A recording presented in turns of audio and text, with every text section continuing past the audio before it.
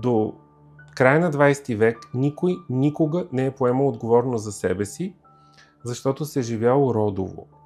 Освен това, ако тръгнем малко по-назад, никой никога не се е женил по собствена воля. Няма такова нещо. Както в момента обединяваме фирми и капитали и ресурси, за да имаме по-добри консорциуми и групи, с които да влияем в обществото, тогава това се е правило с родовете. Тогава мой и твоя род, защото сме от една черга и можем да създадем нещо по-добро, се събират. И се събират свободното момче с свободното момиче. Не можеш да се жениш за когото искаш, защото се смята за високо неуважение към рода, родителите ти. Това е, не го ли направиш, ти си отхвърлен. Най-големия страх на хората. Ти си отхвърлен, а в това родово общество ти няма къде да отидеш. Навсякъде са родове.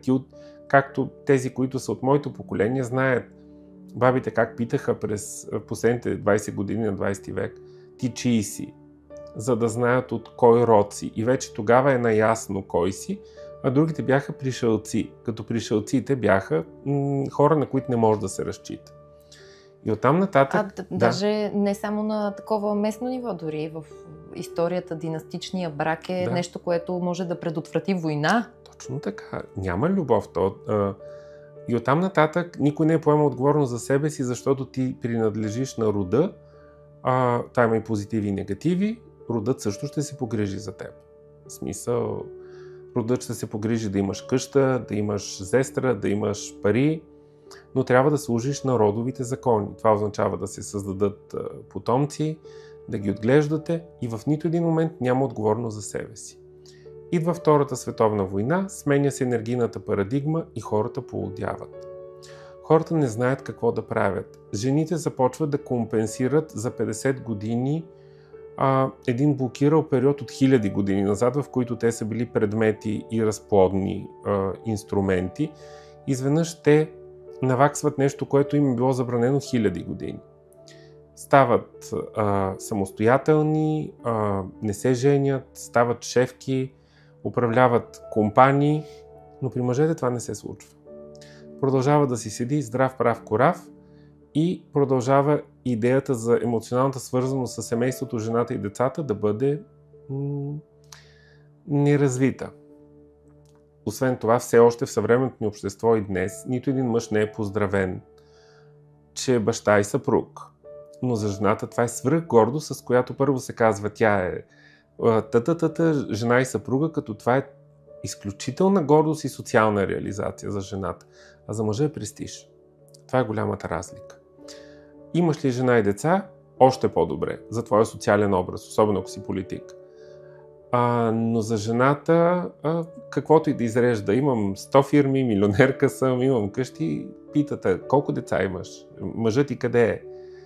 Защото това не се е променило толкова много. И истината е, че и жените го усещат като сериозна липса. В мъжкия свят до сега никога не съм чувал някой просто да каже събуждам се с идеята да имам деца. Никога не съм чувал такъв мъж. Чувал съм мъже, които казват искам да си имам партньорка, някой да ме чака, да ме обича и така нататък.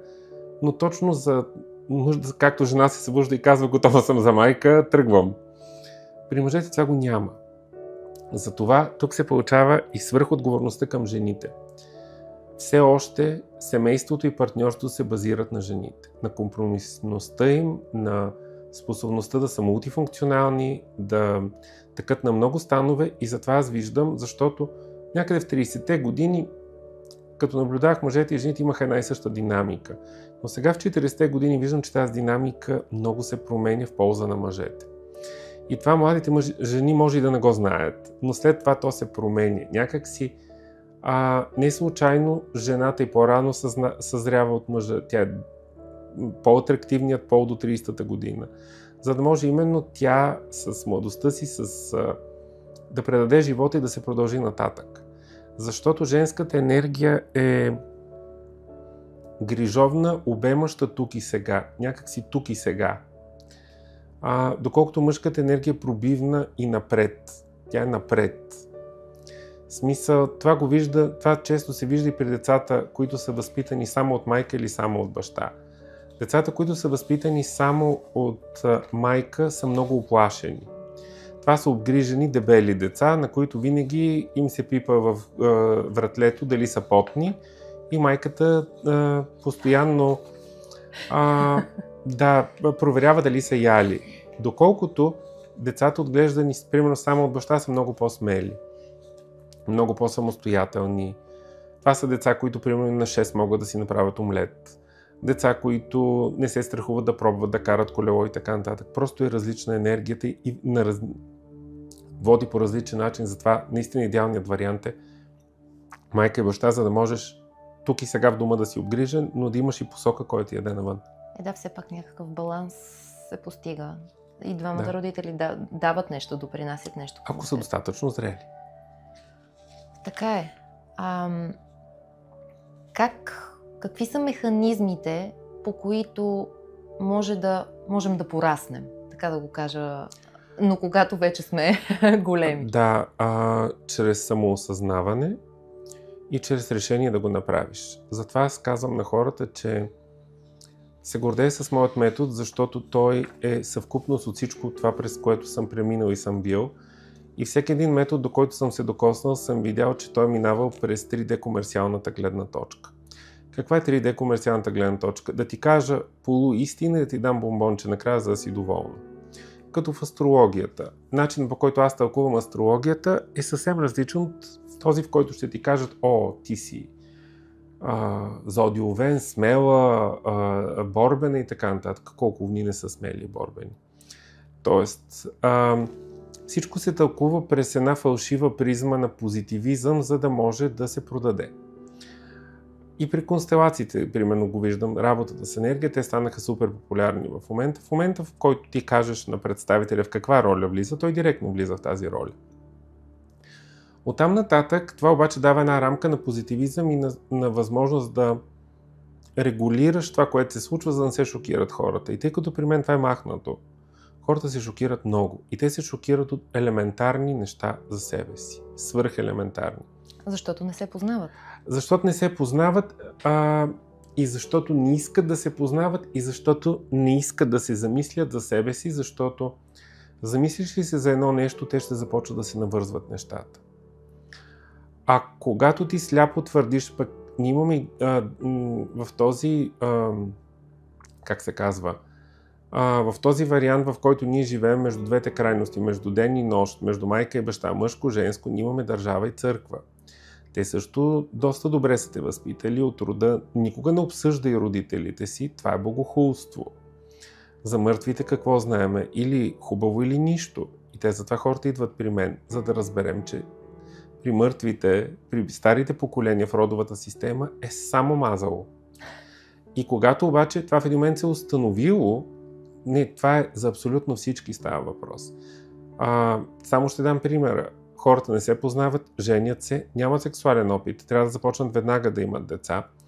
Много от бабите не са знали, че правят секса, са смятали, че ги бият. Дори има такива, които са твърдяли, че не са разбрали как са забременели, защото никой не им обяснил какво е секса. Те са смятали, че са били бити. В един момент раждат нещо, което не знаят как да се грижат за него. Въпросата баба, когато го ражда на 15 или 16 и казва: ти що не ставаш изведнъж отлична майка? Тя може би не знае как. Насилието в семейството е било огромно. Бой, малтретиране. Едни от най-гадните истории са: взима мъжа жена, тя или е болна, или не може да му роди деца, ляга болна и идва втората жена, защото няма време за губене, трябва стопанството да се управлява и така нататък. Нека да не се лъжем, но в старите поколения хора с увреждания не е имало и гледане на стар човек 20 години легло също не е имало. Нека да разберат какво казвам. В смисъл, това е било отстранявано от родовите системи и е било смятано за хуманен акт и за способност хората да продължат, здравите да продължат напред. Тоест, това, което се случва след 1950 година е много различно. Поддържане, затова се дига и възрастта на смъртността. Затова има и толкова деца, които все едно изведнъж се появяват. Не, те тогава не са съществували. Те просто са били премахвани от системите, за да могат здравите да оцелеят. Та в една такава жестока и оцеляваща норма, която е съществувала до преди 70 години, активно, сега пак си съществува някъде, в една такава супер оцеляваща и жестока норма ние говорим колко са се обичали бабите и дядовците ни, защото така ни устройва. Но това не е вярно. Това е невярно и никой не е имал нито емоционално, нито интелектуално възпитание. Това са били единици, които са отивали на училище. И това всъщност беше мотивацията ми, тълкованията на Юнг, който започва да говори за анима, за анимус, за мъжка и женска енергия. И през настоящето аз поудявам от тази тема, защото аз в живота си познавам примерно 5 жени и 3 мъже, които са истински мъже и жени. Жените са над 45, мъжете са над 55.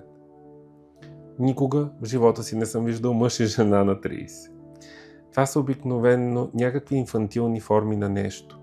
Защо казвам Юнг? Защото тогава, когато той си изграждал теорията, освен това, много хора канализират информация от едни високи информационни полета, както са правили и Тесла, и Айнщайн и така нататък. В тези информационни полета все едно има информация за всичко на Земята в идеалният вариант. Да, в идеалният вариант би било прекрасно на 21 на рождените ден се събудиш и да стане жена или мъжът да стане мъж, но това не се получава. И всъщност в старата психология има едно такова тълкование. Стигнеш ли от дадена възраст, вече си тълкуван като мъж и жена. Но това не е мъж и жена. Това е биологично мъж и жена. Ти си полово съзрял като органи, като репродуктивност, като всичко, като сила, но вътрешните параметри на понятията мъж и жена никога не са били развивани, защото не са били познавани. Не са били познавани, защото никой не е имал шанса да мине през идеята да си отговорен за себе си и да разбереш какво означава да си мъж и какво означава да си жена. Когато ти си част от една родова система с точно определена позиция, ти нямаш право да се противиш. Ти си това, което ти казват. Това вече те прави дете. Детето е подчинително. Освен това, след това идва комунизма, където пак в някакви аспекти жената е изведена на преден план, защото става крениска и каквото си иска, но тогава се удрят децата с най-големият кошмар, създаден в това общество, наречен седмични детски градини и ясли. Това са такива травми, които никога не се преодоляват. Те са с статуса на осиновено, да те дадат за осиновяване. Толкова са силни и непреодолими. И разбира се, нещо, което на мен ми е вадало очите, което все още то се обсъжда без да се осмисля, все още се казва, казармата прави от момчетата мъже. И всъщност за онази социална норма така е било. Това е бил мъжът, който е трябвало да бъде в социалистическото общество. Подчинителен, изпълнителен, да знае иерархията, да знае как думата на шефа не се цепи на две, да общува добре с други мъже, в колектив, да се разбират. Но всъщност това не го казвам аз, това са изследвания, които аз съм чел в психологията и който е учил психология обикновено го знае. Това е момента, в който момчетата се замразяват до ниво момчета. Тоест, ти нямаш свободна воля, ще слушаш шефа без ропот, но и няма да обсъждаш, защото той е по-компетентен, той повече знае, той ще ти каже. И оттам нататък тези мъже са влизали в обществото като добри служители. Но след това в един момент, ако баща ти е бил добър служител, дядо ти е бил добър служител, в един момент теб ти казват в обществото след 1990 година, къде ти е предприемчивия дух? Има хора, които си спомнят как някога думата фирмаджия беше много срамна. Ти си фирмаджия. Тоест ти си неморален, крадец, ти си... защото повечето бяха такива. И тази стигма в България се изчисти много бавно. В смисъл, бавно означава десетилетие, но всъщност то си остава някъде в общият колективен егрегор на България и има неща, за които хората просто не се замислят, защото те са били повтаряни многократно. Освен това, пък съвременното общество след 2000 година много силно отиде към сексуализацията на всичко. всички трябва да са сексапилни, всеки продукт се предлага чрез сексапилни млади хора, които го отпиват, обличат, събличат или така нататък. Отхапват, всичко е с някаква алюзия към сексуалността, а сексуалността също е супер лимитирана. Сексапилни и красиви са само хората до 30. Те винаги са млади, свежи, отворени за живота и така нататък. И всъщност се получава едно ограничение, в което всеки се опитва все едно да запази времето и да не минава 30. Като за жените е много по-сложно, защото се знае, че единствената възраст, на която мъжете и жените са еднакво атрактивни, е 30. До 30 само жените са атрактивни, след 30 основно мъжете са атрактивни. И оттам се получава идеята, че мъжете искат да бъдат смятани за момчета, за млади, за свежи, за сексапилни, за активни, а жените искат за момичета. В смисъл свежа, с стегнат бюст, с стегнато тяло. Иска да си остане момиче. Когато вътрешното ти желание и цялото общество те тласка към идеята да си останеш момче и момиче, ти не ставаш мъж и жена. Защото всъщност това са, как да кажа, грубо казано, някакви форми на биологичен травеститизъм. Тоест ти не стигаш до вътрешното състояние мъж и жена, но можеш да го докараш навън. В смисъл да си направиш такива мускули, такова дупе, такова лице, такава коса. Защото в момента реално никой не изглежда както изглежда биологично. Това е тип травеститизъм. Можеш да си сложиш каквато искаш коса, да си смениш скулите, цвета на очите, дрехите и всъщност да претендираш, че си нещо, което не си. И докъде стигаме? До самозаблудата. Където тръгваме, все при нея стигаме.